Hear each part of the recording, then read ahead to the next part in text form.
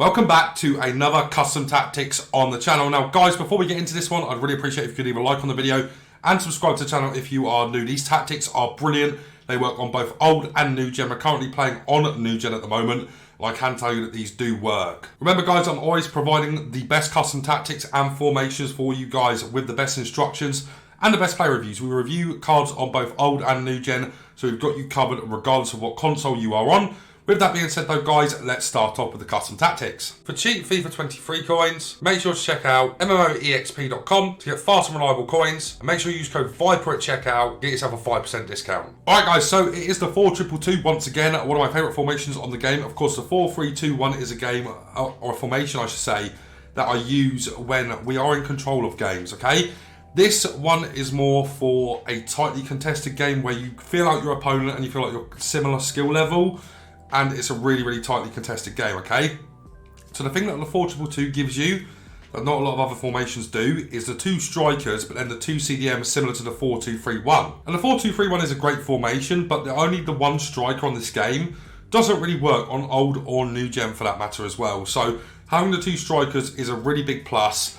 You know, with the 4-3-2-1, what you get is a very close striker, so you're essentially getting three strikers in the 4-3-2-1, which is really nice to have. But with this one, you get the two strikers to do a lot of 1-2s and a lot of in-behind runs, etc, etc. So the two strikers are on Stay Central, and getting behind, that's going to be World Cup Govu and then also World Cup Robbie Keane playing up front. And we like to have a left-footed player on the left-hand side and a right-footed player on the right-hand side. Now Robbie Keane doesn't have the outside foot shot, but he's got the 5-star weak foot, so he can play on that side. Govu has the outside foot shot, so it's really good for the Travellas. I try and make sure, guys, that your strikers have decent passing, and if they don't, make sure you put a chemistry style on that does boost their passing, as passing is really important between your two strikers, and being able to play through balls to them is really good, you know, between the two strikers. And not a lot of opportunities arise where strikers have good passing. So what we've got on Govu is we've got an engine on Govu, and then on Robbie Keane we have got a dead eye, so he's able to make them good passes. And we have a lot of mix in terms of right and left footed players, which is also important. So, of course, you've got the left footer of Govu, and Robbie Keane is the right footer. Then we've got Ribery, the 5-star, and right footer with the outside foot shot. And we've also got Messi that's got the left foot and the outside foot shot as well on the left hand side. So it's really well balanced, and it's really important to have their meta cards there to be able to do the Travellas when needed. If you're in a really tight game, being able to do the Travellas, so on and so forth, is really crucial to this formation and winning games on FUT Champs this year, in my personal experience. And also with that, try and make sure you have the 5-star weak foots where you can, and if you can get the 5-star skills as well, just for the odd elastico every now and then is really crucial. And by the way, sorry about the hair, I need to get it cut before tomorrow, so it's the reason it's a bit all over the place. I do apologise for that. As I said though guys, stay central and getting behind on our two strikers. Really good for the over the tops, really good for the through balls, so on and so forth. Once again there, no stay forward, as I found when you have stay forward on your strikers in this formation, they are too far up to where you can't connect with the cams, so that is why we like to have them on basic defensive support, because they drop a little bit deeper and offer a bit more support for the two cams, which are both on comeback on defense and get into the box for cross. Now comeback on defense is just to provide a bit of extra support for the fullbacks, because naturally this formation is a little bit more narrow. It's got no wide players, you know, the cams are relatively wide, but being able to support the fullbacks, you know, who get kind of isolated 2 against 1 sometimes if you're playing against a 4-4-2 for example, it's really important that you have these on comeback on defense in tight games, just to add that extra bit of support. And to get into the box for cross is really good for byline cutbacks and just cutbacks generally, you know, crosses as well. If you have somebody that's good in the air, in the cam roll, it's really good for that too. But for me, it's more about cutbacks, getting to the byline and looking for that dual pass across the box. As we move on to our CDMs, guys, now with the recent patch, it's provided a bit of a different dimension to the way you play with your CDMs. Now we've got Quadrado as our stay back CDM here. I've got no cut passing lanes on anymore, which is something that I used to use quite a lot on my CDM in this formation. He is just on stay back while attacking and cover centre. Now you guys might be a bit like, why is he using Quadrado as his stay back CDM? Because he's got really good agility and balance, because he's able to move across the park really quickly. It's really good to have that. You know, his tackles are quite strong and they're quite good, so having him in that role is pretty damn decent for me. And he basically works as a quicker version of Kante, with good defensive stats and okay passing. You know, the CDM doesn't need to have the best passing in the world, so having him on stay back while attacking is good. You know, Cuadrado's got okay passing. We've also got the Architect on him. If you want to go watch that player review, it's on the channel as well. But this card is meant to be somebody that can jockey really quickly, move across the park really fast, and, you know, get aggressive when needed. So that is why we've got him as our stay back while attacking CDM and cover centre. Then we've got Lucas Paqueta, who's allowed to go forward a little bit more. He is just on cover centre. The reason I like him going forward from the left-hand side on the CDM role, he's got the outside foot shot, he's got the 5-star skills and the 4-star weak foot. He's very, very good at dictating the play and being able to drive into spaces. He's really good at that as well. He's got a decent body type in game and his strength feels okay. So he is really good in that role. We've also got a shadow on him as well.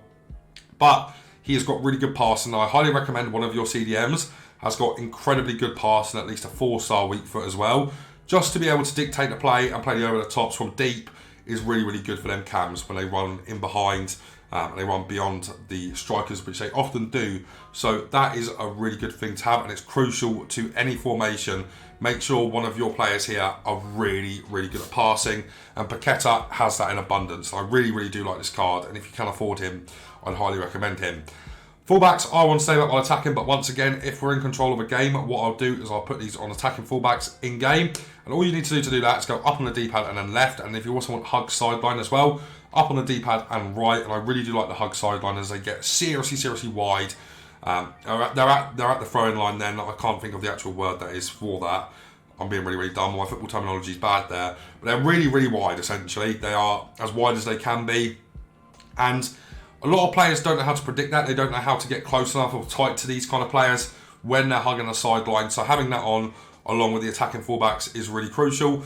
I also try to look for my fullbacks to have okay shooting. That is what we have with Theo Hernandez and Hakimi in this formation. Centre-backs are just on default, as they usually are for me.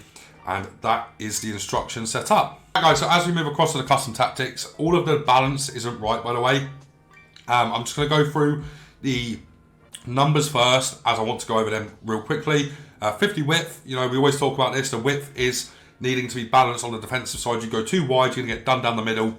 You're going to get done by the direct formations, i.e. the 4-1-2-1-2 narrow, for example. If you drop this down too much, you'll get hit down the flanks way too hard in a 4-4-2, a 4-3-3. You can get absolutely destroyed down the flanks, especially against a 5-back as well with them. Overlapping fullbacks, you'll get absolutely rinsed by them. 60 depth, guys. I'm going back to the manual offside trapping. I don't like sometimes the way they offside trap on like the 70 depth. You know, if you get it onto 72, 73 depth, what ends up happening is they do offside traps for you.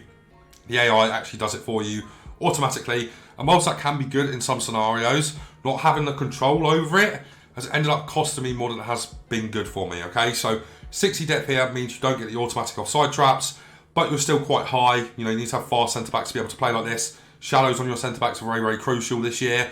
And having this on 60 is definitely what I like on this game. Then for width, I've got it on 35. As I said to you, the 4-2-2 is relatively narrow anyway. I want to keep this quite narrow as well. I love direct formations on this FIFA. I want to try and keep this formation direct, even though it does have a bit more width than your 4-1-2-1-2 narrows, for example, and your 4-4-2s. It's not as wide as the 4-4-2.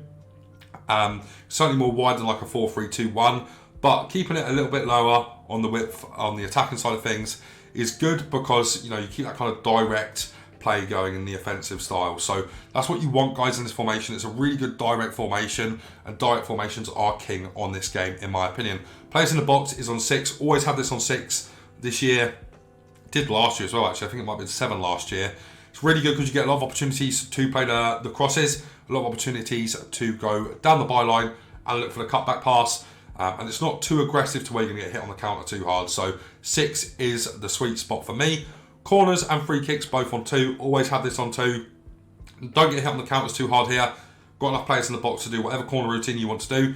My one is going short, playing it back even more, looking for that Travella shot with Ribery, who ends up playing quite, goes actually down to the kind of like near the kickoff circle, and then you just sprint boost, drive into the space with him and look for that Travella shot. Then for the other side, what I do is go short, play it back to Messi, who's on the corner, try and sprint boost into that space, and then get the Travella off there as well, guys. But there's lots of corner routines that you guys might like. That is my personal favourite there. Now getting into the actual tactics. Alright, guys, so if you know me, you know I really, really do like a few of these. I really like pressure on heavy touch. I really like press after possession loss. Constant pressure, too much, drain stamina way too hard, and drop back is an absolute no-go. So your options here are pressure on heavy touch or press after possession loss. For me, press after possession loss is by far the best defensive style this year. It's a gegenpress, you know, the way Liverpool used to play when they were actually good at football. They used to play the gegenpress, try and win the ball back 7-8 seconds after losing it. And if you don't win it back in that time, you are susceptible to a counter-attack. But what I found quite often more than not, as long as your player switching is quite good, the press after possession loss is an absolutely dominant play style. You can control games so much with this. You can really put your opposition on the back foot constantly with this. Even if it's a tight game, I still really like the press after possession loss, as it does throw a lot of people off. Not only if you lose the ball here or you don't win it back in the time period, you're going to get counter-attacked. If you do win it back in that time period though, you're going to be able to start a really, really good counter-attack, okay? So that is why press after possession loss for me is really good. It's also going to play into the build-up play as well, which we're going to have as fast build-up. Now, these two here work really, really, really, really well together, guys. I can't express that enough. So as I just mentioned, you know, if you win the ball back in them 7 to 8 seconds, what's going to end up happening is you're going to be able to start or initiate a really good counter-attack, and then the fast build-up also plays into that. Your players are zoom as soon as you win the ball back. So these two work really, really well together. I look at this kind of play style as the kind of aggressive Liverpool play style of a few years back, and that's what it kind of plays like, and the fast build-up is insane for that. It's definitely a counter-attacking style here, and I do still like to control my games, possess the ball quite a lot. But if I do have to give up possession, you know, and somebody wants to hold the ball a bit more, that's fine as well, and I will just hit on the counter-attack, right? So counter-attacking is really OP on FIFA, it has been for years, and that is why fast build-up is really good for me. Now, chance creation. For me, I've always used this year direct passing, okay? And there's been a bit of a change. I don't like possession, I like forward runs, I like direct passing, and balance just isn't it. So forward runs right now has been working a treat in this formation for me. Just because players are looking to make them runs in behind for you, even the cams do, you know, you can't put your cams on getting behind. So having this on essentially works for getting behind for the cams as well, and it just works so well, guys. Forward runs, of course, plays into the aggression as well. As soon as you get the ball, they're zooming into spaces, they're trying to get in behind, they're trying to find that last pass beyond the last line of the defensive line. You know, if they're trying to play offside traps, this is really, really good if your reactions are good. As you're able to play them over the tops and then through balls into that player that's trying to get on the shoulder of the last defender to be able to get in behind and have that space there, no offside, and just be in behind the back line. And it works really, really well, guys. I really like direct passing, but the more I've used forward runs, the more I found it to be great. And I really would recommend trying this out. If you don't like this, you can always go back to direct passing. But forward runs for me right now is working really, really well. So guys, those are the tactics and the instructions, and this is the team, of course, that we are using. As you can see there, a Deadeye on Robbie Keane and the engine on Govu with the Architect on Quadrado. You can see that we think in passing is really important this year, the Deadeye on Ribery as well. I think passing is crucial to join any formation on this game. So make sure your passes are good no matter what formation you are playing. I'd highly recommend giving this 4-2-2 a go, guys, and let me know what you think of it in game. FUT Champs coming up this weekend, of course, with some changes to Champs rewards. So an important weekend for everybody. So try these out, guys. Give them a test in Division Rivals before you go into Champs. Let me know what you think. Leave a like on the video as well, of course. And if you did enjoy today's video, make sure you subscribe and turn on the bell so you never miss a video. But guys, that's going to be it from me for now, so take care.